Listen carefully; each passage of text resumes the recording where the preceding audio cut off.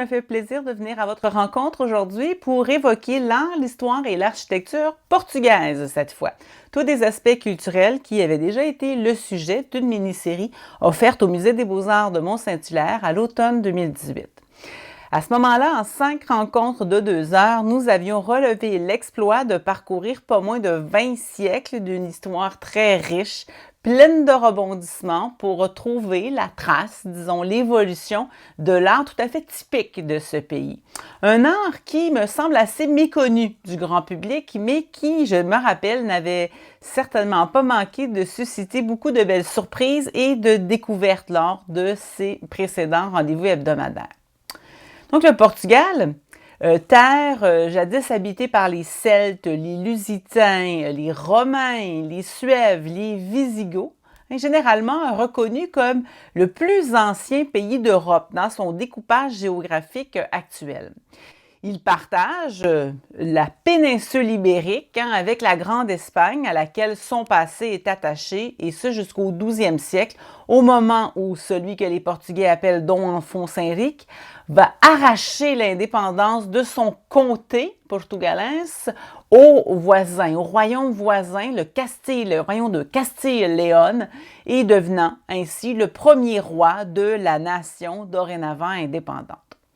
Dès lors, les Portugais vont continuer en leur propre nom les efforts de la Reconquista, à laquelle est occupée toute la péninsule ibérique, cet effort mené par les rois catholiques pour chasser de la péninsule les musulmans, qui avaient fini par s'installer en péninsule au moment de l'envahissement fulgurant du 8e siècle. Et donc, ça prendra plusieurs siècles aux rois catholiques pour retrouver, évidemment, ce territoire-là qui avait été envahi.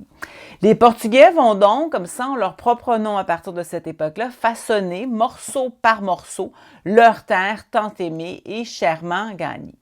Si on remonte à la recherche d'une identité artistique portugaise, donc à partir de ce moment-là, on prend connaissance qu'il y a un héritage marqué à son origine par le courant romain français de Cluny, dans la région de Bourgogne, qui donc était à l'origine de la première dynastie royale portugaise et qui va laisser des merveilles architecturales tout épurées et magistrales, entre autres propagées par l'ordre religieux des cisterciens. Et on a un vestige extraordinaire du genre dans le fabuleux monastère d'Alcobaça, qui a été inauguré au 13e siècle.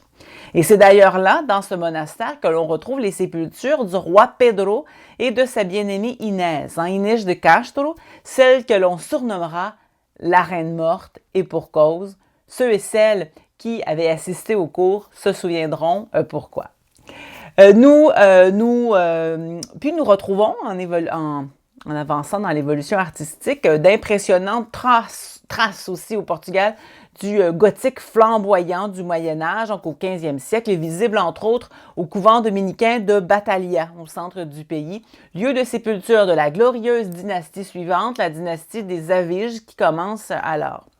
Il faut y voir dans la salle capitulaire, qui est là dans les monastères, la salle de réunion, ainsi que dans la chapelle du fondateur,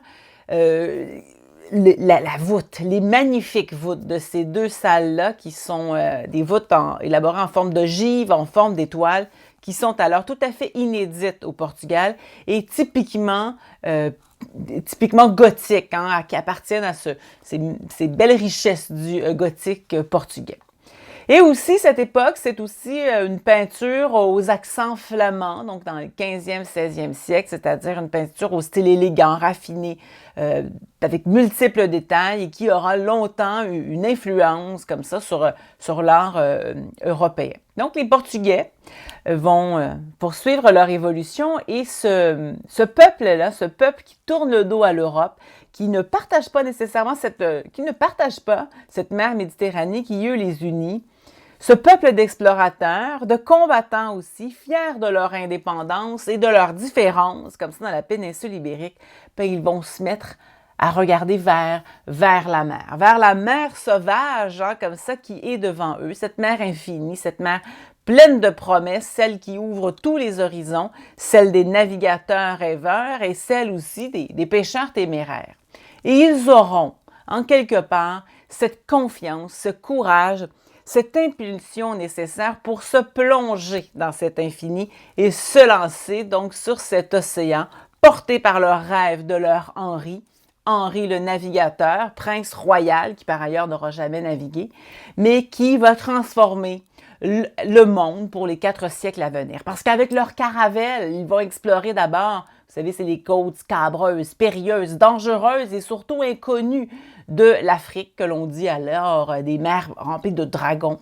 Puis ce seront les efforts de Bartolomeo Diaz, de Vasco de Gama, et ils vont la trouver, cette fameuse route maritime vers l'Inde au 15e siècle. Puis ce sera le Brésil de Cabral, le tour du monde de Magellan, les comptoirs commerciaux vers la Chine, vers la Perse, etc.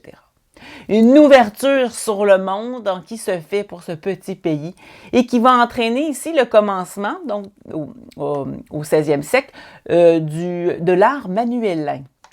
L'art manuélin, un art qui est né de cet amour de la mer, emblématique de cette expansion portugaise et qui reflète très bien la frénésie, la véritable fascination pour ces expéditions à l'autre bout du monde. C'est un art, comme j'aime le dire, un art de citoyens du monde que sont les Portugais qui sont à cette époque plus au fait que quiconque de l'ailleurs.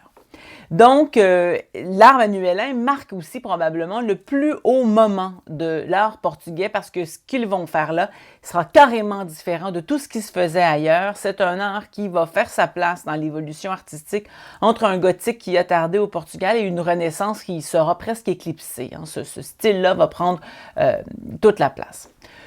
Comme on le voit dans le monastère des Hiéronymites de l'église de Santa Maria de Belém, donc dans un petit quartier de Lisbonne, ce monastère fondé en 1499 pour l'ordre religieux des Hiéronymites, qui est un ordre assez peu répandu à l'extérieur de la péninsule ibérique, ou encore, comme on le voit à Tomar, cet édifice de l'Ordre du Christ étant les héritiers des Templiers au Portugal, avec entre autres la célèbre fenêtre de Tomar, la célèbre fenêtre manuéline, toute sculptée dans le calcaire. On voit que cet art manuélin se caractérise par un décor très original, foisonnant, une ornementation opulente qui est remplie de motifs naturalistes qui évoquent la mer, donc les coquillages, les coraux, les algues, qui rappellent les outils aussi de navigation, donc les cordages, les ancres, tout ce qui évoque les voyages intercontinentaux, les bateaux, les sphères armilières, et souvent tout cela couronné de symboles héraldiques ou religieux du christianisme. Donc on voit que c'est vraiment un art qui fait appel à l'imagination. C'est encore aussi le cas du Restello ou de la tour de Belém, sur laquelle elle est plus connue, tour qui fut bâtie entre 1514 et 1519 sur les bords du Tage à Lisbonne pour défendre l'accès au port de la capitale et en abriter son capitaine, tour très connu, devenu un emblème de la ville aujourd'hui. Donc, il existe de nombreux exemples de ces monuments manuélins, nombreux à travers tout le pays, aussi aux Açores, à Madère, donc dans les îles. Chacun est toujours une espèce de mémorial élevé à la grande aventure et aux richesses, surtout qui provenaient de ce grand commerce et de ces explorations. Puis, assez rapidement, le déclin va arriver de façon irrémédiable et tout aussi fulgurante que le succès s'était présenté, laissant ce petit pays face à un certain isolationnisme et une désolation qui seront à nouveau assez marquants pour son identité culturelle. Parce que bientôt, au 17e siècle, on va commencer à chanter le fameux fado. Ce chant lent et passionné qui exprime les malheurs, les trahisons, la jalousie, les indifférences, les tragédies. Ce chant, entre autres, rendu célèbre à l'international par la grande Amália Rodrigues, entre autres au 20e siècle.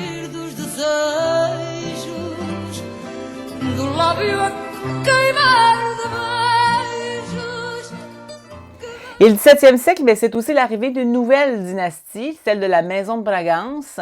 qui est à la tête d'une nation ultra-catholique et qui va faire les efforts qu'exige la contre-réforme, donc ces efforts que fait l'Église catholique pour contrecarrer la montée du protestantisme pendant les guerres de religion, qui débutent au 16e et qui se poursuivent au 18e siècle.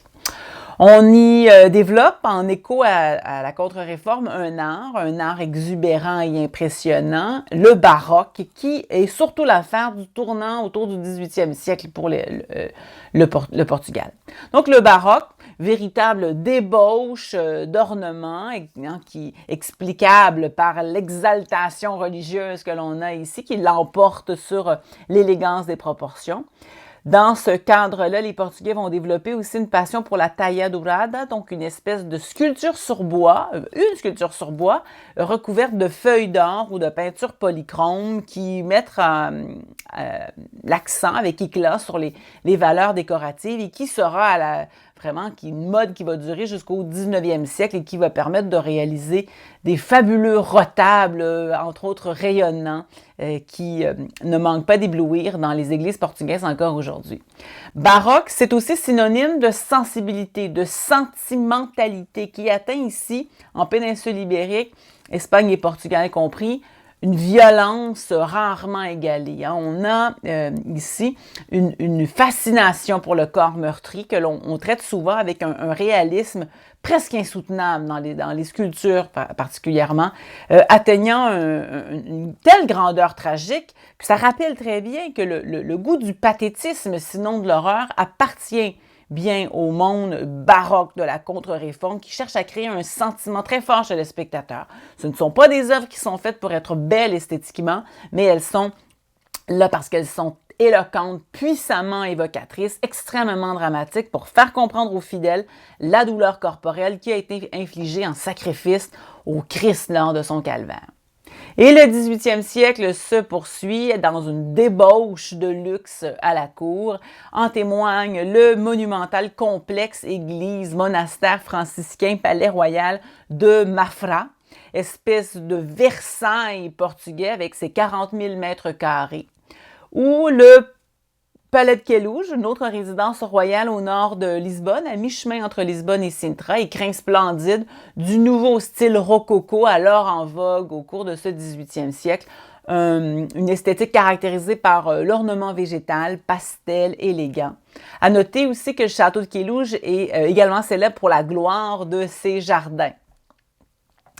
Lisbonne va connaître à la fin du 18e siècle aussi l'avènement du style néoclassique, ayant entre autres servi à la reconstruction de la capitale,